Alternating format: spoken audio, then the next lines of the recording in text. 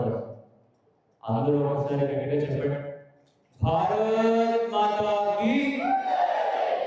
ఎందుకు చాలా మంది మతాలు మారుతున్నారు, మత మార్పులు అవుతున్నారంటే, పక్క మతాల యొక్క బోధలు మీరు వింటే ఉదయాన్నే లేకక్కర్లేదు, స్నానం చేయక్కర్లేదు, తులసి పూజ అక్కర్లేదు, గోపూజ అక్కర్లేదు, ఇంట్లో దేవుడు గోదేవ నైవేద్యాలు అక్కర్లేదు, ఏమి భర్త ఎంతమందితో తిరిగినా పర్వాలేదు, భార్య ఎంతమంది మార్చేసినా పర్వాలేదు, ఒక నీతి జాతి సంస్కారం విలువలు నైతికత ఏమి లేకుండా మీరు ఎన్ని అదవ్యాసాలు చేసినా పర్వాలేదు, కానీ ఆ వారంలో చివరి రోజు ఆదివారం వచ్చేసి ఆ పాస్టర్ గారి చెవులో ఆ పాపాలని చెప్పేసి సంపాదించిన దాంట్లో దశం భాగం అంటే 100 రూపాయలు సంపాదిస్తే 10 రూపాయలు ఇచ్చిస్తే పాపాలన్నీ ప్రక్షాళన అయిపోతాయి, ఇంకా దేవుడు పాపులు కాపాడడానికి పుట్టాడని చెప్తుంటే సంస్కారంతో బ్రతకడానికి ఇష్టం లేడు సోమరిపోతులే పక్క మతాలకు వెళ్తారనమాట.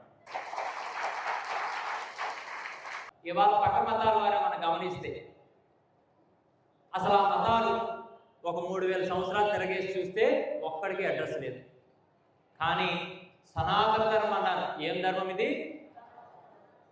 కార్తీక మాసంలో మనం అందరం కూడా వసుదేవ కుటుంబంలో శివపార్వతుల ఆది దంపతుల యొక్క సంతతి వారిద్దరి యొక్క బిడ్డలు మనం అందరం అని చెప్పి నిరూపించుకోవడానికి కార్తీక మాసంలో వనభోజనాలు చేయమంటే మనమేమో కులభోజనాలు చేస్తున్నాం. ఇవాళ నిజమేనా? అందరం ఒకటే అని చెప్పి అక్కడ వర్గము వర్ణము లింగము కులము ఏ భేదము లేకుండా అందరూ సమానంగా ఆ ఒక్క వనాలు వృక్షాల కింద కూర్చొని భోజనాలు చేయమంటే కుల భోజనాలు మొదలెట్టాం. ఇవాళ ఇలాగా కులాలు పార్టీలు అని చెప్పి మనుషులు విడిపోతా ఉన్న పరిస్థితుల్లో ఆర్ఎస్ఎస్ అనబడేటువంటిది పుట్టి సమాజంలో సంస్కరణ రప్పించి సమాజాన్ని ఒక సుఖవంతమైనటువంటి మార్గంలో ధార్మిక మార్గంలో నడపాలని పుట్టి 100 సంవత్సరాలు జరిగిన సందర్భంలో ఇవాళ మనం ఈ కార్యక్రమాలు చేస్తున్నాం. ఎందుకనంటే ఇస్లాం మతం ఏం చెప్తుందో తెలుసా? మన దేవుడిని నమ్మిన వాడిని మాత్రమే మీరు ప్రేమించండి అని చెప్తుంది. ఏం చెప్తుంది ఇస్లాం? మన దేవుడిని నమ్మిన వాడిని మాత్రమే మీరు ప్రేమించండి. ఇక ఇంకొక మెట్టు మీదకెక్కి క్రైస్తవం ఏం చెప్పింది తెలుసా? దేవుడిని నమ్మిన వాళ్ళు మాత్రమే కాదు, మానవులుగా పుట్టిన ప్రతి ఒక్కరిని కూడా మనుషుల్ని ప్రేమించండి అని చెప్పి క్రైస్తవం చెప్పింది. వింటున్నారా మీరు? ఇస్లాం ఏం చెప్తుంది? మన దేవుడిని నమ్మిన వాడిని మాత్రమే మీరు ప్రేమించాలి. క్రైస్తవం ఏం చెప్తుంది? మన దేవుడు నమ్మినోడు మాత్రమే కాదు, మనుషులుగా పుట్టిన ప్రతి ఒక్కరిని మనం ప్రేమించాలి. కానీ దేవుడు నమ్మిన వాడిని మాత్రమే కాదు, మనుషులు మాత్రమే కాదు, నీ చుట్టుపక్కల ఉన్న ప్రతి చెట్టుని పుట్టని ప్రాణిని ప్రతి జీవరాశిని కూడా నీకంటే గొప్పగా మిన్నగా అద్వేష్ట సర్వభూతాన మైత్రకరణ ఏవచ అని చెప్పి ప్రేమించమని చెప్పినటువంటి ధర్మం హిందూ ధర్మం అనమాట. హిందువులుగా అందుకు మనం గర్వించాలి. నిజమేనా? దేవాలయం ఉండేటువంటి 100 మీటర్ల దూరంలో ఏ రకమైనటువంటి అన్ని మతాల మందిరం ఉండకూడదు. రాజకీయ పార్టీల యొక్క ప్రమేయంతో కూడినటువంటి ఫ్లెక్సీలు కానీ ఫోటోలు కానీ ఏమి ఉండకూడదని చట్టంలో ఉంది. కానీ ఇవాళ మనం ఏం చేస్తున్నాం? శబరిమల లాంటి ఒక క్షేత్రంలో కూడా ఇష్టం వచ్చినట్టు ఫ్లెక్సీలు పట్టుకెళ్ళిపోయి పార్టీ నాయకులు జిందాబాద్ చెప్తున్నారు, పార్టీ నాయకులు జైలు అంటున్నారు. ఇంతకంటే సిగ్గు చేయడం లేదనే విషయాన్ని మీరు గుర్తుపెట్టుకోవాలి. పార్టీ నాయకులు అది వైసీపీ అయితే ఆ నాయకులు, తెలుగుదేశం అయితే ఆ నాయకులు, ఇంకో పార్టీ అయితే ఆ నాయకులు. ఈయన ఫ్లెక్సీలు పట్టుకొని ఆ పంట ఎక్కితే నువ్వెవరికి ప్రాధాన్యత ఇస్తున్నావు? అంటే ఈ 41 రోజుల దీక్ష ఇరుముడి ఎంత నిష్టగా ఉంటుందంతా వీడి కోసమా? ఇది సమాజం కోసం, ఇది ధర్మం కోసం. ఈ మారడు దీక్షలు మనుషుల్ని ఇంకా నియమబద్ధంగా సంస్కారంగా బ్రతకడానికి ఉపయోగపడతాయని చేయమంటే నువ్వు పక్కోడికి నగలెక్కించి బతికితే మరి ధర్మానికి ఏం ప్రాధాన్యత? అందుకే నేను చెప్తాను, ఈ పార్టీలు కులాలు ఇవన్నీ ఈ రోజు నుండి రేపు పోతాయి, కానీ శాశ్వతంగా ఈ సూర్యచంద్రులు వెలుగుతున్నంత వరకు, ఈ పంచభూతాలు ప్రామాణికంగా కళ్ళ ముందు కనిపిస్తున్నంత వరకు, మరో సృష్టి వచ్చినంత వరకు కూడా సుస్థిరంగా నిలబడేటువంటి ధర్మం ఏదైనా ఉందంటే అది హిందూ ధర్మం. ఒకటి తప్పించి ఏమీ కాదు. ఇప్పటికే పక్క మతాలకు అర్థమైపోయింది మనదంతా బోగస్, మనదంతా కల్పితం, ఇవన్నీ క్యారెక్టర్లన్నీ కూడా కల్పించిన పాత్రలతో ఉన్న మతాలని నాకు అర్థమైపోయే ఈరోజు క్రైస్తవులు సైతం కూడా బొట్లు పెట్టుకుంటున్నారు. ఏసుమాల, ఏ మాలలు? ఏసుమాల, ఏ సిరుముడి, ఏసు సుప్రభాతం, ఏసు అష్టోత్తర శతనామావళి, కొన్ని రోజులు పోతే నదీనాం సాగరు గతి అన్నట్టు నదులన్నీ సాగరంలో కలాల్సిందే. కాబట్టి వీళ్ళు గతి అంతా ఎక్కడికి? ధర్మంలోకి. కానీ మనమేమవుతున్నాం? అది బాగుంటుందేమో అని చెప్పి ముఖ్యంగా మనం చేస్తున్న తప్పేంటో తెలుసా? మనమేదో కష్టానికో నష్టానికో నాలాంటి 4 బుద్ధి తిడితే ఉంటాం కదా ప్రశాంతంగా. కానీ మన పిల్లల్ని మనం సంస్కారవంతులుగా మార్చలేకపోతున్నాం, ధర్మం వైపుగా అడుగులు వేయించలేకపోతున్నాం. అందుకే ముందు నీ ఇంటి పైన ఖచ్చితంగా కాషాయం జెండా ఎప్పుడు రెపరెపలాడేటట్టుగా ముందు జాగ్రత్త పడాలి. ఇంటి మీద పార్టీల జెండాలు పెట్టడం కాదు, కాషాయం జెండా పెట్టాలి. ఏం జెండా పెట్టాలా? అప్పుడు ఆ ఇల్లు హిందువుది అని అర్థమవుతుంది. ఇక ఆఖరికి ఆ ఇంట్లో ఖచ్చితంగా భగవద్గీత ఉండాలి. ఏముండాలా? భగవద్గీత. మీరు చదివినా చదవకపోయినా ఉండి తీరాలా. ఇంకా చదివినా చదవకపోయినా పర్వాలేదు కానీ ఇంట్లో పెట్టి వదిలేద్దాం అనుకోకూడదు. ఖచ్చితంగా దాన్ని మనం చదవాలా, పిల్లలు కూడా చెప్పాలా. ఇక మూడవది, ఇల్లు హిందువు, ఇంటి లోపల హిందుత్వం. కానీ వ్యక్తి హిందువు అంటే ఖచ్చితంగా నుదుట కుంకుమ బొట్టు పెట్టుకోవాలా.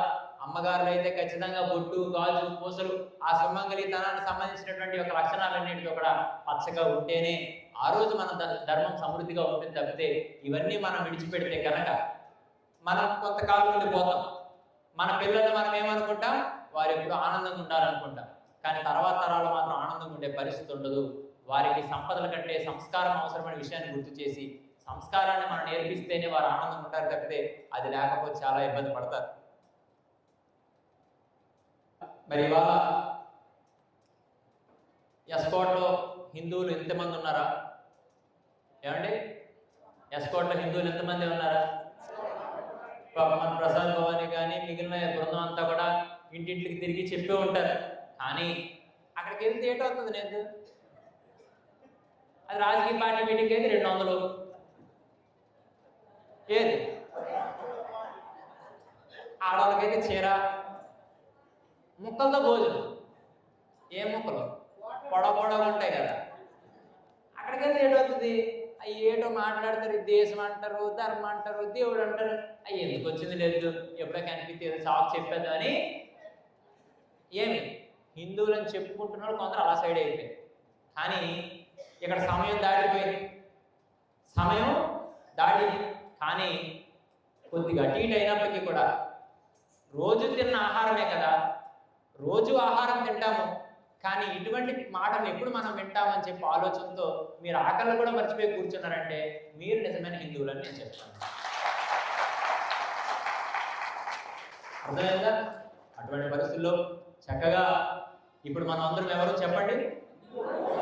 ఏటో భారతదేశంలో ఉండేటువంటి 3 రాష్ట్రాలు. ఎన్ని రాష్ట్రాలు? ఎన్ని రాష్ట్రాలు ఉన్నాయి ఇప్పుడు? 29 రాష్ట్రాల్లో 3 రాష్ట్రాల ప్రజలు మా దేశం కోసం మేము ఏమైపోయినా పర్వాలేదు, వస్తే వస్తాం, చస్తే చస్తామని చెప్పి ఒక అయోధ్య రామ మందిరం కోసం ఎంత తెగింపుగా పనిచేశారు. అదే తెగింపుగా మళ్ళీ 3 రాష్ట్రాలకు వస్తే పాకిస్తాన్లో కనీసం ముస్లిం అనబడేటువంటి ఒక విత్తనం కూడా మిగలదు. 3 రాష్ట్రాలు కదిలితే పాకిస్తాన్ ప్రపంచ పటంలో ఖాళీ. ఈ దేశంలో పూర్తిగా హిందువుల్ని లేకుండా చేయాలి, మొత్తం మేమే వ్యాపించాలని చెప్పి ముస్లింలు ఏం చేస్తున్నారు? క్రికెట్ టీములకు అంటారు. ఎవరిని? డజనేసి మందికి అంటారు. నిజమేనా కాదా? ఇంకా ఈ ఇంగ్లీషు, ఈ తెల్లతోలు, ఆ మతం, ఏ మతం అది? క్రైస్తవ మతం.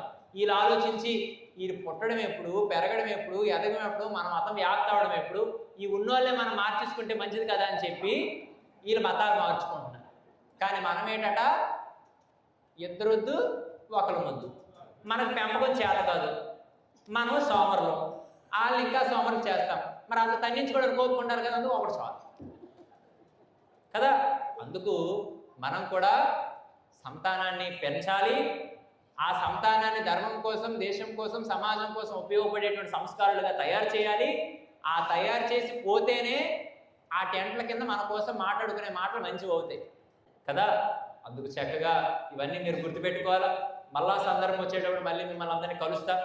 మళ్ళీ చెప్పిన మాటలు మీరు మర్చిపోకూడదు. చాలా కార్యక్రమాలు నేను గమనించాను. అమ్మ ఎవరో స్వామి వచ్చారట అని తెలియని వాళ్ళు అడిగితే మా చిన్న స్వామి వచ్చారు, అక్కడ మా అన్న మాట వచ్చింది, సంతోషం. స్వామి ఏదో మాట్లాడారట, ఏటి మాట్లాడే?